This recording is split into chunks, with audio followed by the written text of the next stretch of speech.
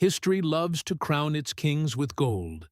But what happens when one man possesses so much wealth that he literally breaks the economy of 3 continents? What happens when a single generous gesture causes a financial crisis that lasts for over a decade? This is the story of Mansa Musa, a West African emperor who controlled more gold than all of Europe's treasuries combined, yet walked barefoot across the Sahara Desert carrying nothing but his faith. A man so wealthy that his casual generosity in Cairo crashed the gold market for 12 years, yet so humble that he slept on the ground with his servants.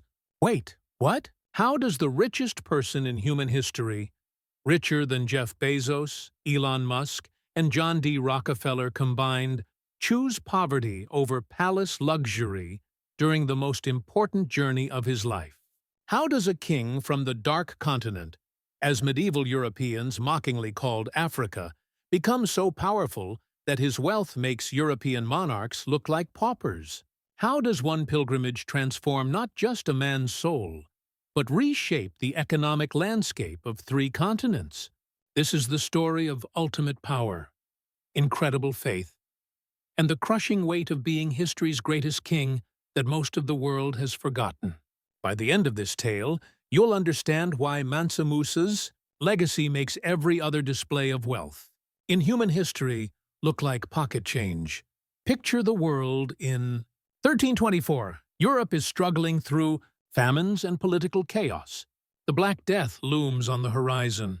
English peasants are eating bark to survive, while their kings squabble over muddy territories.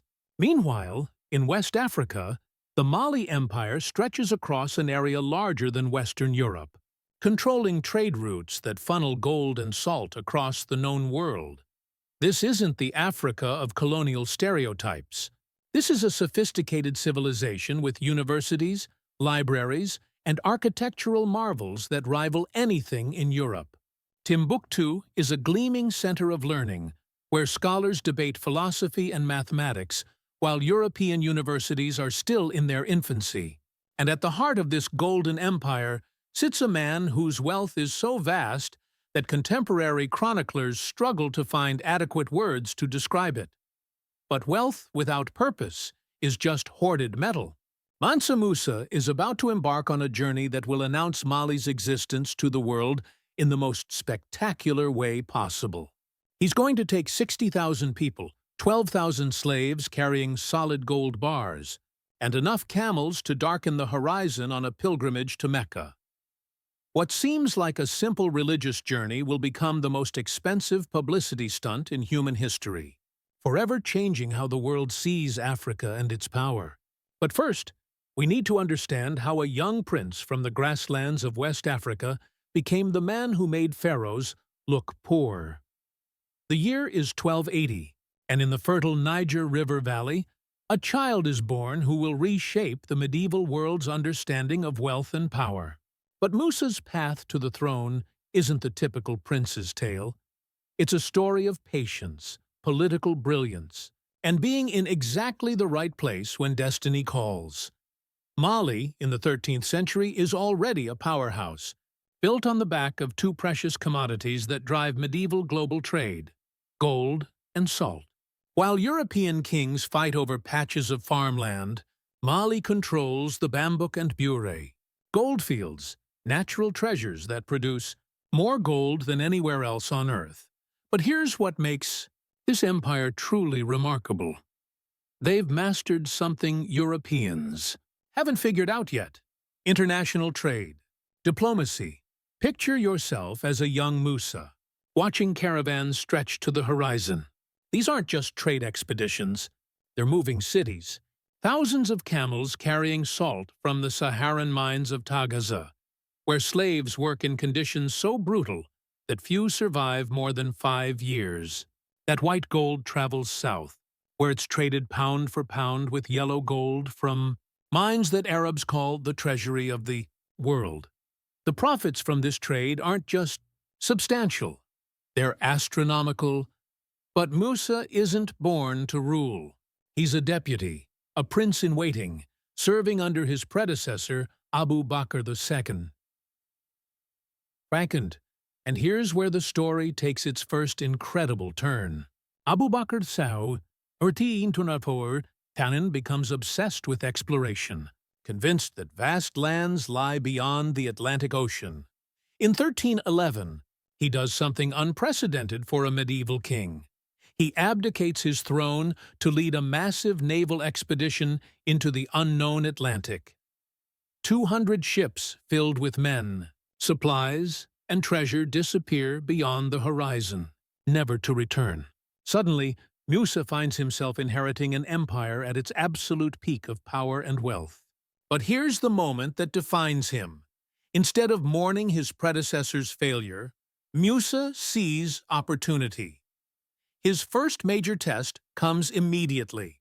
The transition of power in medieval Africa isn't guaranteed.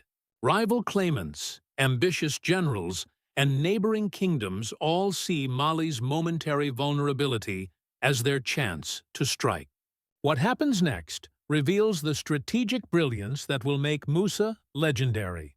Instead of hoarding his inherited wealth like a typical medieval king, Musa does something counterintuitive. He spends it massively. He launches a campaign of infrastructure development that makes Rome's public works look modest. Roads connecting distant provinces, rest stops for traders, and most importantly, a series of fortress cities that serve both as military strongholds and economic hubs. But Musa's greatest early triumph isn't military, it's diplomatic. He realizes that Mali's wealth only matters if the world knows about it. He begins sending embassies loaded with gold gifts to neighboring kingdoms, not as tribute, but as advertisements of Mali's power. When the King of Morocco receives a delegation carrying more gold than his entire treasury, he doesn't see potential conquest. He sees a valuable ally. Within 5 years of taking power, Musa has transformed Mali from a regional kingdom into a medieval superpower that commands respect from the Atlantic to the Red Sea. Trade routes that once avoided Mali now compete to establish permanent presence there. The empire's borders expand not through conquest, but because neighboring territories voluntarily seek incorporation into this economic powerhouse. And then, Musa makes the decision that will make him immortal in human history. It starts with a simple religious obligation that every Muslim who can afford it must fulfill once in their lifetime: the Hajj pilgrimage to Mecca. But when the richest man in Saiku history decides to fulfill his religious duties, the simple pilgrimage becomes something the world has never seen before. The year is 1324, and Mansa Musa is about to orchestrate the most spectacular display of wealth in human history. But this isn't just about showing off. It's a calculated geopolitical masterstroke that will announce Mali's power to 3 continents. Picture the preparation. For months, the Mali Empire mobilizes resources on a scale that defies medieval imagination. 60,000 people will make this journey. Soldiers, scholars, merchants, servants, and slaves. 12,000 of those slaves will carry nothing but solid gold bars, weighing approximately 4 pounds each. We're talking about roughly 48,000 pounds of pure gold, traveling in human hands across 4,000 miles of desert and civilization. But here's what makes this extraordinary. Musa insists on traveling with the humility befitting a pilgrim. While carrying enough wealth to buy entire kingdoms, he chooses to walk much of the journey barefoot, sleeps on simple mats, and shares meals with his servants.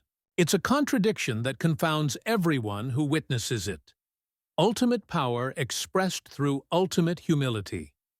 The caravan that leaves Mali in 1324 is unlike anything the world has ever seen. Contemporary chroniclers describe it as a moving golden city.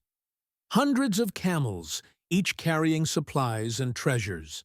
The caravan stretches so far that when the front reaches a watering hole, the rear is still hours behind. The dust cloud they raise can be seen from 20 miles away. As they cross the Sahara, Musa's reputation precedes them. Desert nomads who've seen countless trade caravans describe this procession as supernatural. But the real shock comes when they reach Cairo, the sophisticated capital of the Mamluk Sultanate and the crossroads of medieval world trade. Cairo in 1324 is cosmopolitan beyond European imagination. It's a city where Asian spices meet African gold, where Byzantine scholars debate with Islamic theologians, where Chinese silk traders negotiate with Italian merchants. The Mamluk Sultan Al-Nasir Hassan has seen everything wealth can buy. His court receives tribute from across the known world. And then Mansa Musa arrives. What happens next breaks every rule of medieval diplomacy. Musa doesn't just present gifts. He overwhelms the city with generosity that borders on economic warfare. He gives away so much gold that the metal's value in Cairo's sophisticated banking system crashes by 25%. Merchants, beggars, officials, and scholars, everyone who meets Musa receives gold with a casualness that suggests infinite resources. The chronicler Al-Umari, writing 12 years later, records testimonies from Cairo residents who still speak of Musa's visit with awe and confusion. This man distributed gold dust until the people gathered to look at it as if it were a ceremony, he writes. But here's the most telling detail. Musa's generosity is so excessive that it accidentally triggers inflation. The price of goods skyrockets as everyone suddenly has gold to spend, but the supply of actual goods remains constant. The economic impact is so severe that when Musa prepares to leave Cairo, he actually has to borrow money at high interest rates to fund the remainder of his journey. Think about this. The richest man in history crashes a city's economy with generosity, then has to take out loans to continue his trip. It's the ultimate demonstration that even infinite wealth has practical limits. But Cairo is just the beginning. As word spreads across the Middle East about this African emperor whose wealth seems limitless, Musa becomes the most famous person alive. Maps begin marking Mali's location with unprecedented detail. The Catalan Atlas of 1375, one of the most sophisticated maps of the medieval world, depicts Musa sitting on a throne, holding a golden orb. With the caption, "This Negro lord is called Musa Mali, Lord of the Negroes of Guinea. So abundant is the gold which is found in his country that he is the richest and most noble king in all the land." The pilgrimage continues through Alexandria, up the Red Sea, and finally to Mecca itself. Here, Musa fulfills his religious obligations with the same combination of incredible wealth and personal humility that has marked his entire journey. He funds massive improvements to the holy sites, provides for thousands of pilgrims who couldn't otherwise afford the journey, and establishes endowments that will support Mecca's infrastructure for generations. But the return journey reveals Musa's ultimate strategic brilliance. Instead of simply retracing his steps, he takes a route through different kingdoms, spreading Mali's reputation even further. By the time he reaches home, 3 years after departing, he's accomplished something unprecedented. He's made an African kingdom the most talked-about place on Earth. The economic effects of his journey ripple across continents for over a decade. European maps, which previously showed Africa as an unknown wasteland populated by mythical creatures, suddenly feature detailed depictions of Mali as a source of incredible wealth. Trade routes adjust to accommodate new demand for West African gold. Most importantly, Mali's diplomatic position transforms overnight from regional player to global superpower that commands respect from Cairo to Cordoba. However, power of this magnitude creates problems Musa never anticipated. Success on this scale brings attention from people with very different intentions than friendship and trade. The triumphant return to Mali in 1327 should mark the pinnacle of Musa's reign. He successfully announced his empire to the world, established diplomatic relationships across 3 continents, and returned with architectural plans and scholarly knowledge that will transform Timbuktu into a world-class center of learning. But ultimate success carries ultimate consequences. The first challenge comes from within. Musa's spectacular display of wealth has created expectations among his own people that are impossible to maintain. Nobles who once considered themselves wealthy now demand gold distributions that match what Musa gave away in Cairo. Provincial governors argue that if foreign beggars received fortunes, surely Mali's own citizens deserve similar generosity. But here's the cruel irony. Even for the richest man in history, there are limits. The gold mines that fund Mali's prosperity are finite. The trade routes that generate endless profits depend on political stability that Musa's very success now threatens. Every neighboring kingdom suddenly sees Mali not as a trading partner, but as a prize to be conquered or a threat to be contained. The internal pressure forces Musa to make choices that reveal the impossible burden of absolute power. He begins restricting the very generosity that made him legendary, leading to resentment among courtiers who expected permanent access to unlimited wealth.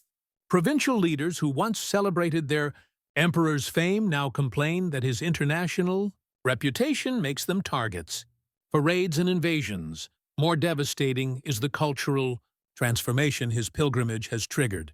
Mali's traditional balance between Islamic faith and indigenous African traditions becomes strained as Musa, influenced by his experiences in Mecca and Cairo, pushes for more orthodox Islamic practices. The empire that thrived on cultural diversity now faces internal religious tensions that threaten its foundational stability. The external pressures are equally complex. European kingdoms, having learned of Mali's wealth through Arabic sources and trading networks, begin planning expeditions to establish direct contact. But their intentions aren't diplomatic. They're extractive. The same wealth that brought Musa respect in the Islamic world makes Mali a target for European colonial ambitions that won't fully manifest for centuries, but are already forming in noble courts across Europe. Most tragically, Musa's success accelerates the very trade systems that fuel Mali's prosperity but depend on human suffering. The demand for West African gold increases exponentially after his pilgrimage, leading to intensified mining operations that consume slave labor at unprecedented rates. The salt mines of Tagaza, always brutal, become death camps where thousands perish to maintain the trade relationships Musa's diplomatic success has created. The final crisis comes in the form of succession anxiety. Musa, now in his 60s, must prepare Mali for leadership transition while managing an empire that's become too large and complex for any single ruler to control effectively. The very trade networks that created Mali's wealth require constant diplomatic maintenance across vast distances. The educational institutions he's established in Timbuktu attract scholars from across the Islamic world, but also create new intellectual challenges to traditional authority structures. In his final years, Musa faces the ultimate test of his legacy.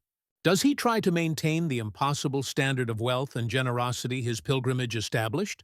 Or does he accept that sustainable prosperity requires accepting limitations? The choice reveals the profound loneliness of absolute power.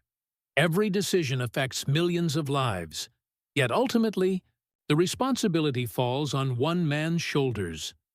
The great emperor who once walked barefoot across the Sahara while commanding the world's greatest fortune now walks the corridors of his palace, weighing choices that will determine whether Mali survives his death or fragments under the pressure of its own success. His greatest triumph, making Mali known to the world, may also prove to be his greatest curse. Mansa Musa dies around 1337, having ruled Mali for approximately 27 years. His immediate legacy is a transformed world where Africa is no longer the dark continent of European imagination, but a recognized center of wealth, learning, and power that commands global respect. The economic effects of his famous pilgrimage continue rippling through history long after his death. The gold market disruption he caused in Cairo becomes a case study in medieval economics, demonstrating how individual actions can reshape international financial systems. More importantly, his journey establishes trade relationships between West Africa and the Middle East that persist for centuries, creating economic networks that will survive even the later disruptions of European colonization. But Musa's true legacy lies in the institutions he created, rather than the wealth he displayed. The University of Timbuktu, expanded during his reign, becomes one of the world's great centers of learning, housing hundreds of thousands of manuscripts on subjects ranging from astronomy to theology. When European scholars finally discover these libraries centuries later, they're forced to acknowledge African intellectual achievements that contradict their assumptions about the continent's capacity for sophisticated thought. However, the moral complexity of Musa's reign defies simple hero worship. His empire's prosperity depends on trade systems that commodify human beings on an industrial scale. The gold mines that fund his generosity consume slave labor with a brutality that makes his charitable giving morally ambiguous. The salt mines of Tagaza, essential to Mali's trade networks, operate as death camps, where thousands perish annually to maintain the economic relationships that make Musa's wealth possible. This contradiction forces us to confront uncomfortable questions about the relationship between prosperity and suffering, between individual greatness and systemic exploitation. Musa's personal humility and genuine faith exist alongside economic systems that depend on human bondage. His generous spirit coexists with political necessities that require maintaining power through violence and coercion. From our modern perspective, Mansa Musa's story offers profound lessons about wealth, power, and responsibility. His pilgrimage demonstrates how individual actions can reshape global perceptions, but also reveals the isolation that comes with ultimate power. His generous spirit shows the potential for wealth to create positive change, while his empire's dependence on slave labor illustrates how even the most enlightened leaders can become complicit in systemic injustice. Perhaps most importantly, Musa's legacy challenges Western-centric narratives about medieval history. At a time when Europe was struggling through political chaos and economic stagnation, Africa was home to sophisticated civilizations that commanded global respect through intellectual achievement and economic power. Musa's story isn't just about one remarkable individual. It's evidence of African societies that developed complex institutions, international trade networks, and educational systems that rivaled anything elsewhere in the medieval world. The tragedy is how completely this history was erased from popular consciousness. Musa, who was once the most famous person alive, became virtually unknown in the West until recent historical scholarship began recovering his story. This erasure isn't accidental. It served colonial narratives that portrayed Africa as historically backward and in need of European civilization. Today, as we grapple with questions about wealth inequality, international development, and the legacy of colonialism, Mansa Musa's story offers both inspiration and warning. It shows that African societies were capable of achieving greatness on their own terms, but also reveals how even the most enlightened leadership can become complicit in systems of exploitation. What's your take on Mansa Musa's legacy? Was he an enlightened ruler whose generosity demonstrated the potential for wealth to create positive change? Or does his empire's dependence on slave labor make his charitable giving ultimately hollow? How do we balance admiration for his personal achievements against the systemic injustices that made those achievements possible? If this story of history's richest king amazes you as much as it does us, subscribe for more forgotten tales of power, wealth, and the complex legacies they leave behind. And let us know in the comments, what would you have done with Musa's impossible wealth and crushing responsibility? The choices he faced reveal truths about power and human nature that remain relevant today.